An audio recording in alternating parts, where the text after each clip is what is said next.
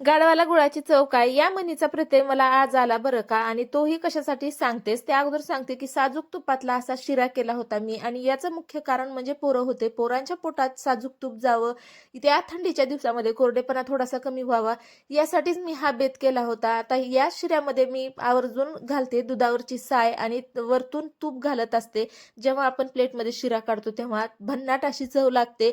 आता म्हणलं चला पोरांना देऊया. बाहेर येऊन पाहते पोरं कुठं गेले, तर पोरांचं असं काही चालू होतं.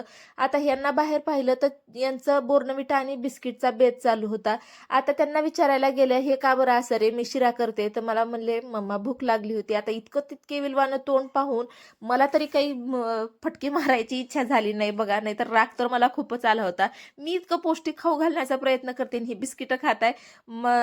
राग अनावर झाला होता, पण म्हणलं जाऊ द्या आता तुमच्या मनावर. गाढवाला गुळाची चव काय, इथेच मला मनीचा प्रत्यय आला. म्हणलं तुम्हाला खायचंय खा, नका खायचंय नका खाऊ, माझी मेहनत वाया जाणार नाही, मी स्वतः खाऊन घेते आणि पप्पा शाळेतून आले की त्यांनाही देते.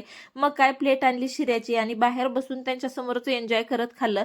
म्हणलं तुम्ही तेच खा, आता मी शिरा खाते. आणि शिऱ्यावरती खरंच साजूक तूप वरतून टाकल्याच्या नंतर खूप खूप अशी चव लागते आणि दुधावरची साय टाकल्यावर पण भन्नाट अशी चव लागते. आता तुम्ही चॅनलवरती नवीन असाल तर लाईक करा, शेअर करा आणि चॅनलला सबस्क्राईब करा. भेटू लवकरच पुढच्या व्हिडिओमध्ये. तोपर्यंत रामकृष्ण हरी.